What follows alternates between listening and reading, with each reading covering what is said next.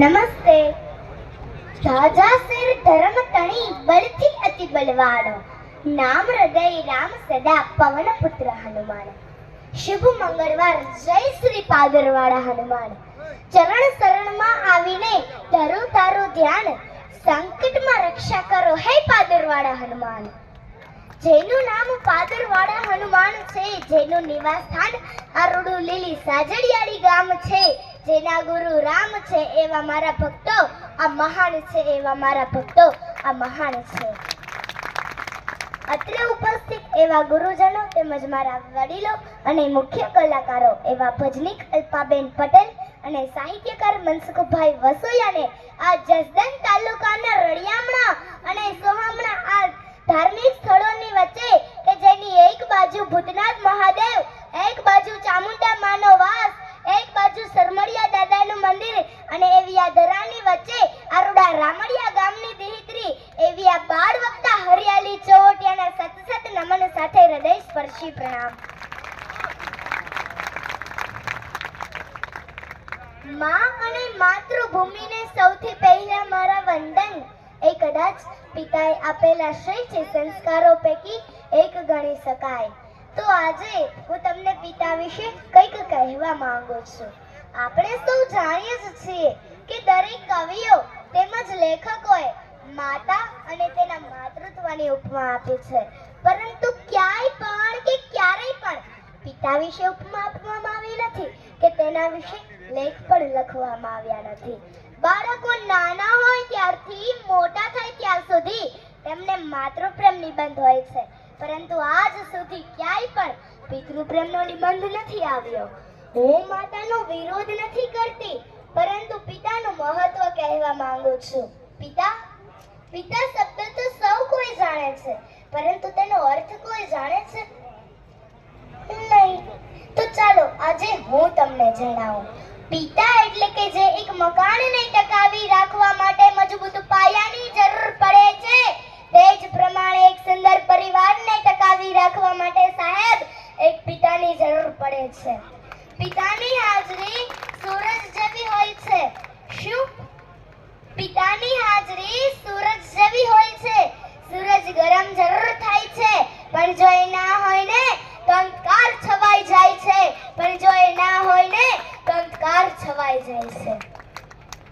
એક એવી કહેવત છે કે ઘોડે ચડતો બાપ મરજે, પછાણા વીણતી માં ન મરતી. પણ ફક્ત હું તમને એટલું જ કહેવા માંગુ છું કે એકવાર એ બાળક પાસેથી જાણી તો જોજો કે જે બાળકે પોતાના પિતાને ગુમાવ્યા છે, પોતાના પિતાનો પ્રેમ મળ્યો નથી, એ બાળકને એકવાર પૂછી તો જોજો કે જીવનમાં પિતાનું મૂલ્ય શું હોય છે. એક વાત કહેવી છે સાહેબ, જ્યારે તું નાનો હતો, પાપા પગલી ભરતો હતો, ચાલતા ચાલતા પડી જતો, ત્યારે મનમાં એક જ વિચાર આવતો કે પપ્પા છે ને. જ્યારે તું સ્કૂલે જતો, છોડવા આવેલા પપ્પાને પાછું વળી ટાટા કહેતો, ત્યારે મનમાં એક જ વિચાર આવતો કે પપ્પા છે ને. જ્યારે તું મોટો થયો, કોલેજ જતો, મોજ મસ્તી કરતો કે કોઈ મૂંઝવણ અનુભવતો, ત્યારે મનમાં એક જ વિચાર આવતો કે પપ્પા છે ને. પણ તારા લગ્ન બાદ તારી પત્નીના કહેવાથી તારા પપ્પાને વૃદ્ધાશ્રમમાં મૂકતા પહેલા તને એ વિચાર કેમ ના આવ્યો કે પપ્પા છે ને? બસ અહીં બેઠેલ તમામને મારી એક જ વિનંતી છે કે તમે તમારા માતા કે પિતાને ક્યારેય વૃદ્ધાશ્રમમાં ના મૂકતા, કેમ કે એ છે ને ત્યારે જ તમે છો. તેના વગર તમારું કઈ અસ્તિત્વ જ નથી. અને છતાં પણ જો તમારે જાણવું જોઈને સાહેબ કે પપ્પા વગર તમારી औकात શું છે, તો એક દિવસ તમારી જ શેરીમાં તમારા પપ્પા જોડે આટો મારજો અને એક દિવસ એકલા આટો મારવા જજો. ખબર પડી જ જશે કે જે દિવસે તમે એકલા હશો ને, અરે તમને બોલાવવાની વાત તો દૂર રહી, લોકો તમારી સામું પણ નહીં જોવે. માં ઘરનું ગૌરવ છે ને, તો પિતા ઘરનું અસ્તિત્વ છે. માં પાસે અશ્રુની ધારા તો પિતા પાસે સંયમ હોય છે. બે સમયનું ભોજન માં બનાવે છે ને, તો જીવનભર ભોજનની વ્યવસ્થા એક પિતા કરે છે. ક્યારેક આપણે પડી જઈએ કે ઠોકર લાગે ને નીકળે છે, પરંતુ ક્યારેક રસ્તો પાર કરતા ટ્રક પાસે આવીને અચાનક બ્રેક મારે ને તો આપણા મોંમાંથી ઓ બાપરે એમ નીકળે છે. પરંતુ નાના નાના સંકટો માટે માતા યાદ આવે છે, પરંતુ મોટા સંકટો આવે છે ને ત્યારે પિતા યાદ આવે છે. ઓકે. પણ હું એ કહેવા માંગુ છું કે મને મારા પપ્પા કરતા સાંજ વધારે ગમે છે. મને મારા પપ્પા કરતા સાંજ વધારે ગમે છે, કેમ કે પપ્પા તો મારી માટે ફક્ત સારા રમકડા જ લાવે છે, જ્યારે આ સાંજ તો મારા પપ્પાને લઈને આવે છે, જ્યારે આ સાંજ તો મારા પપ્પાને લઈને આવે છે. પિતા એક એવી વ્યક્તિ હોય છે કે જેના પડછાયામાં દીકરીઓ રાજ કરે છે. બાપ એ હસ્તી હોય છે સાહેબ કે જેના પગરખાથી પણ તેની દીકરીને પ્રેમ હોય છે. જો માઇક એવી બેંક હોય, જો માઇક એવી બેંક હોય કે જે આપણે આપણા બધા જ દુઃખ જમા કરાવી શકતા હોય, તો હું કહું છું કે પિતા એક એવું ક્રેડિટ કાર્ડ છે કે જ્યાં બેલેન્સ ન હોવા છતાં તમને ખુશીઓ અઢળક મળે છે. અરે હું તો પિતા વિશે કહું તેટલું ઓછું છે, તેની માટે તો મારી પાસે શબ્દો ઘટે, પણ સમયની મર્યાદાને ધ્યાનમાં રાખીને એક છેલ્લી પંક્તિ બોલી મારી વાણીને હું વિરામ આપીશ કે થાક ઘણો હતો ચહેરા પર, પણ અનહદ પરિશ્રમ કરતા જોયા છે. થાક ઘણો હતો ચહેરા પર, પણ અનહદ પરિશ્રમ કરતા જોયા છે.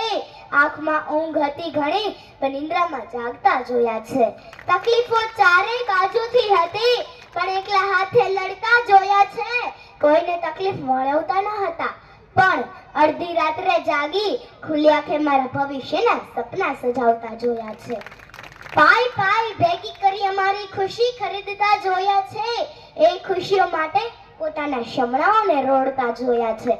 પોતાની પસંદગીને ના પસંદ કરી અમારી પસંદગીને અપનાવતા જોયા છે. વ્યક્તિ એક હતા, પણ વિશેષતા અનેક હતી. પિતા સ્વરૂપે મેં સર્જનહારને જોયા છે. પિતા સ્વરૂપે મેં સર્જનહારને જોયા છે. તો આપણે આ અસ્તિત્વના સમ્રાટ છીએ. આપણે અહીંયા એકઠું કરવા નહીં, પરંતુ એકબીજા સાથે વહેંચવા, વિસ્તારવા, વરસવા અને વહેવા આવ્યા છે. તો આ સમસ્ત ગામ આયોજિત શ્રી પાદરવાડા હનુમાનજી દાદાનું આ સાનિધ્યમાં મને જ્યારે મારી 8 વર્ષની ઉંમરમાં મેં 14 સ્ટેજ પ્રોગ્રામ કરેલા છે, અને આજે આ લીલી સાજડિયાળી ગામના આંગણે આ મારો 15મો સ્ટેજ પ્રોગ્રામ છે, અને મારી વાણીને વિસ્તારવાનો અનુરોધ મળ્યો, અને તેમજ આ બહોળી સંખ્યામાં ઉપસ્થિત એવા મારા વહાલા શ્રોતાજનોને આ નાનકડી દીકરીના દિલથી સલામ સાથે ખૂબ ખૂબ આભાર.